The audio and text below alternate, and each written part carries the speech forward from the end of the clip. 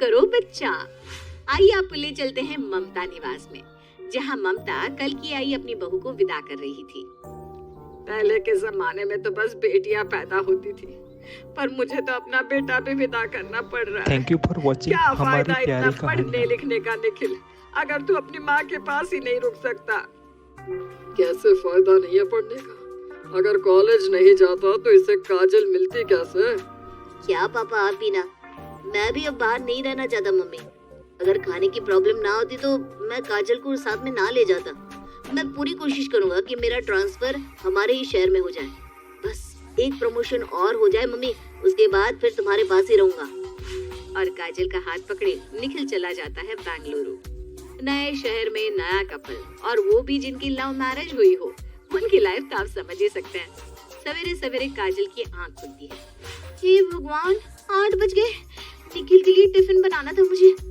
काजल हड़बड़ाकर बिस्तर से उतरती है कि तभी दरवाजे से निखिल एक ट्रे में ब्रेड, बटर और चाय लेकर आता है। तुम पैरों को जमीन पर मत रखिए मोहतरमा, ये मैले हो जाएंगे। ये रहा आपका सुबह का नाश्ता और चाय। टिफिन मैंने पैक कर लिया है। चाय पीकर आप 2 घंटे और अच्छे से नींद ले लीजिएगा। 7 बजे तक आप रेडी रहिएगा। मैं आपको घर के नीचे से पिक कर लूंगा और हम चलेंगे डेट पर। ओह निखिल, I love you बाबू। अपने कहे मुताबिक निखिल ठीक 7 बजे घर के नीचे पहुंच जाता है और हॉर्न बजाता है।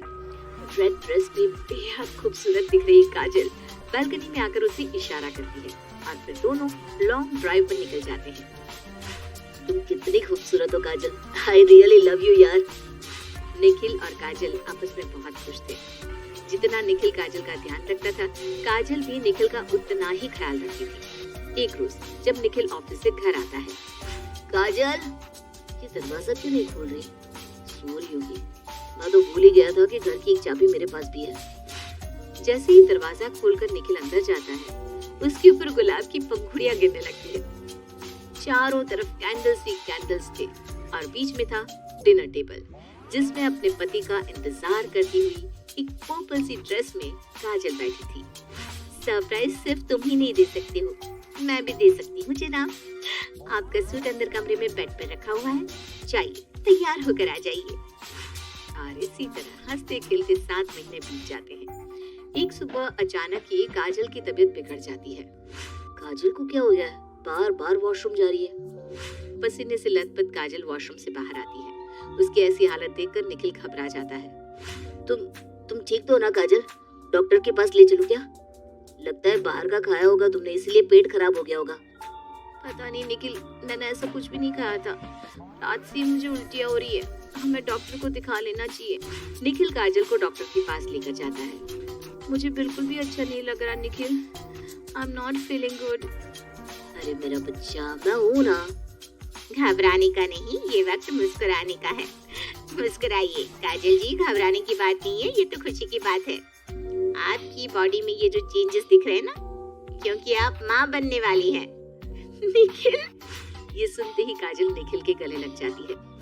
तुम्हें बच्चा चाहिए ना बेबी, घबराओ मत, मैं हमेशा तुम्हारे साथ हूँ।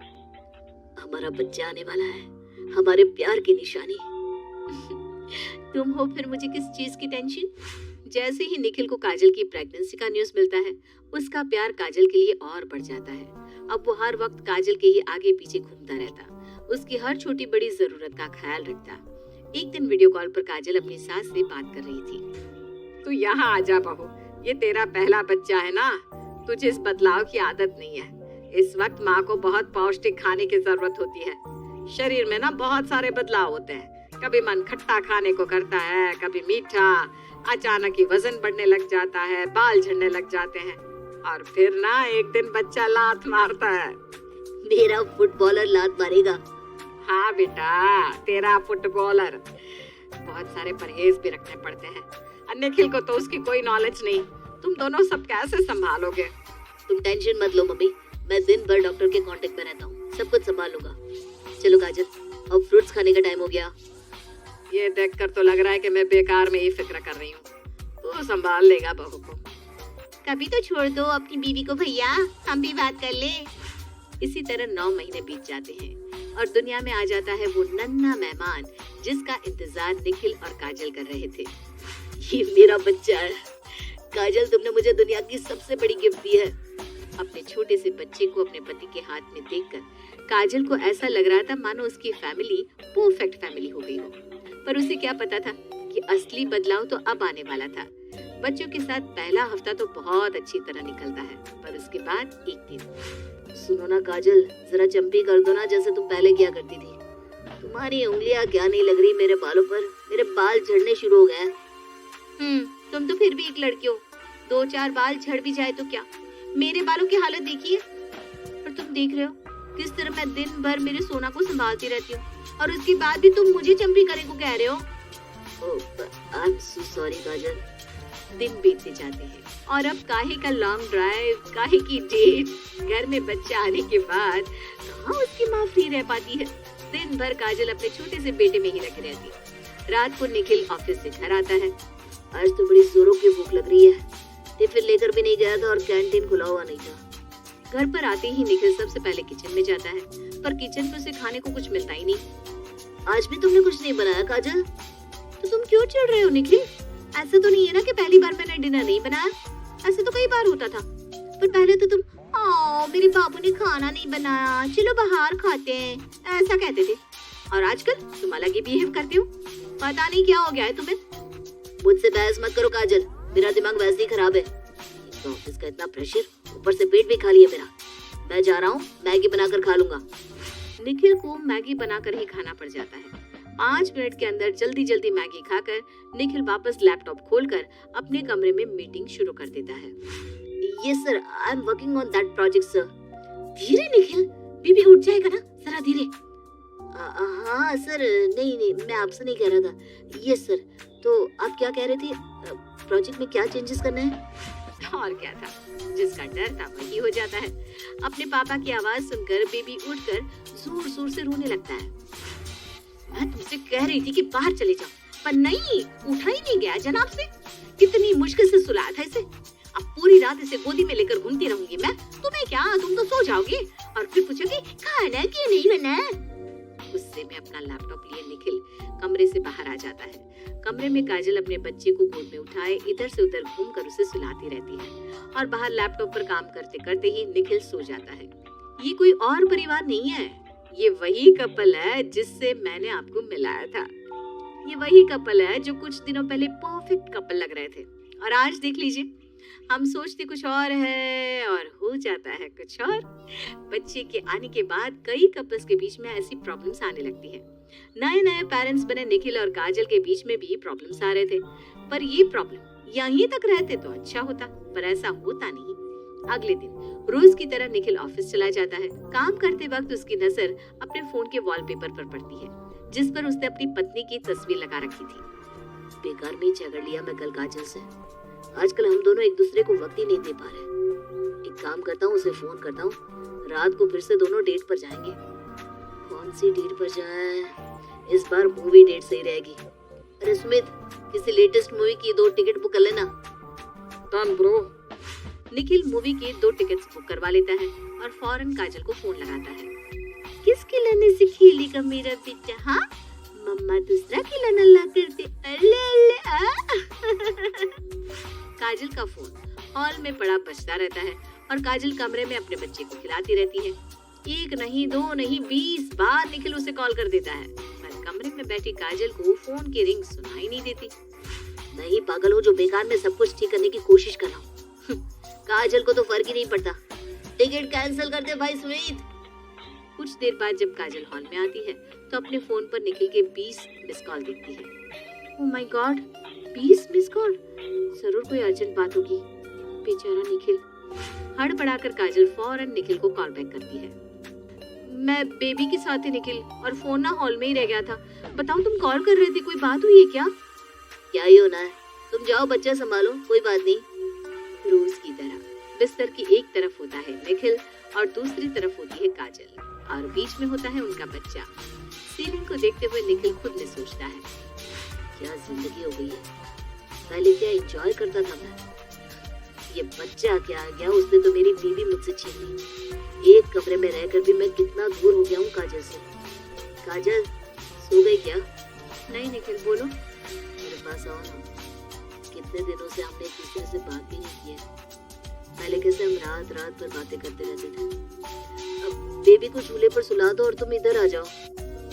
हाँ निखिल, तुम भी ना, मुझे समझ में ही नहीं आता, कोई माँ अपने बच्चे को झूले पर सुलाकर कैसे छोड़ सकती है। मुझसे तो मेरा बच्चा 1 मिनट के लिए भी नहीं छूटता। कुछ देर के लिए तुम यहीं तो रहोगी कमरे में, उसे छोड़कर कहीं बाहर थोड़ी ना जा रही हो। तुम्हारा ही बेटा है ये, 1 मिनट नहीं छोड़ता मुझे। अगर मैं उसे उठाकर झूले पर सुलाने गई ना तो ये महाशय उठकर रोने लगेंगे। ये सुनते ही गुस्से से निखिल उठता है और बेड पर रखे पिलो को जमीन में फेंककर कमरे से बाहर चला जाता है।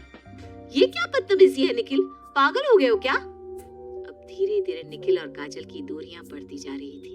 एक रोज जब काजल वीडियो कॉल पर अपनी सास से बात कर रही थी, ममता कहती है, क्या बात है बहू, मुझे कुछ ठीक नहीं लग रहा। पहले किस तरह निखिल तेरे आगे पीछे घूमता रहता था, और आजकल जब भी मैं तुझसे बात करती हूँ निखिल कहीं दिखता ही नहीं। हमारे बीच कुछ ठीक नहीं चल रहा मम्मी जी, पता नहीं क्या हो गया है उसे, हर वक्त मुझसे चिढ़ा रहता है। होता है बेटा, तू भी ना उसे जरा समय देने की कोशिश कर। एक काम कर, कल ना तुम दोनों खाने पर चले जाओ। वहाँ तू उससे बात करके पूछना कि क्या कारण है उसकी चिढ़न का, और जो भी मैटर होगा सुलझा लेना। करेगी ना? मुझे तुझ पर विश्वास है बहू। ठीक है मम्मी जी। रात को जब निखिल ऑफिस से घर लौट कर आता है, किस तरह थैंक यू दिखने फॉर लगी हो वॉचिंग हमारी तुम? प्यारी पहले कहानियाँ। कितनी खूबसूरत लगती थी और अब देखो, कपड़े पर जूठन गिरी हुई है, बाल बिखरे पड़े हैं। क्या हाल बना लिया है तुमने अपना? आधे घंटे में हाल ठीक कर लेती हूँ जनाब। आज मैं और तुम बाहर डिनर पर जा रहे हैं। क्या सच्ची? ओह डार्लिंग, आई लव यू। ये सुनते ही निखिल खुशी से झूम उठता है। फौरन तैयार होकर निखिल गाड़ी निकाल लेता है और गाड़ी में बैठकर दोनों पति पत्नी पहले की तरह घूमने निकल जाते हैं। एक लॉन्ग ड्राइव और उसके बाद डिनर पहले की तरह। मुश्किल से आधा घंटा भी नहीं बीतता कि बेबी को खांसी होनी शुरू हो जाती है। ओह माय गॉड, लगता है बेबी को बाहर की हवा लगी। निखिल, वापस चलो, हमें ये प्रोग्राम कैंसिल करना होगा। वही मैं सोचूं, मेरी किस्मत में अच्छा कोई कैसे सकता है। अब निखिल समझ चुका था कि अब उसके और काजल के बीच कुछ ठीक नहीं हो पाएगा। यहाँ तक कि अब दोनों एक कमरे में सोना तक छोड़ देते हैं। पर ममता तो ठहरी निखिल की माँ। उसे कहीं ना कहीं समझ में आ गया था कि निखिल और काजल के रिश्ते में तनाव बढ़ता जा रहा है और दोनों के बीच की इस मिसअंडरस्टैंडिंग को दूर करने के लिए वो पहुंच जाती है सीधा बेंगलुरु। सुबह दरवाजे की घंटी बजती है। काजल दरवाजा खोलती है और दरवाजे पर होती है प्यारी प्यारी सासू माँ ममता जी।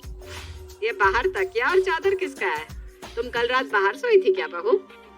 हाँ मम्मी जी, अगर मैं कमरे में सोऊं तो निखिल बाहर सोते हैं और मैं बाहर सोऊं तो निखिल अंदर। हे भगवान, बात इतनी बिगड़ गई है। वो तो अच्छा हुआ कि मैं समय पर आ गई, वरना भगवान न करे। अब तो फिक्र मत कर, मैं सब देख लूंगी। कई दिनों के बाद ममता के आने के कारण सभी एक साथ नाश्ते के टेबल पर बैठते हैं। अब तो बता, क्या बात हो गई बेटा? क्या बताऊं मम्मी, कम प्यार किया है क्या मैंने काजल को? तुमने तो देखा ही है। पर जब से हमें ये बच्चा हो गया है, पता नहीं इसे क्या हो गया है। देखो तो कैसी हालत हो गई इसकी, ना खुद का ख्याल रखती है ना मुझ पर ध्यान देती है। जब देखो बेबी बेबी बेबी। पहले हर सैटरडे हम घूमने जाते थे, हर रात नाइट आउट, हर रोज सरप्राइज।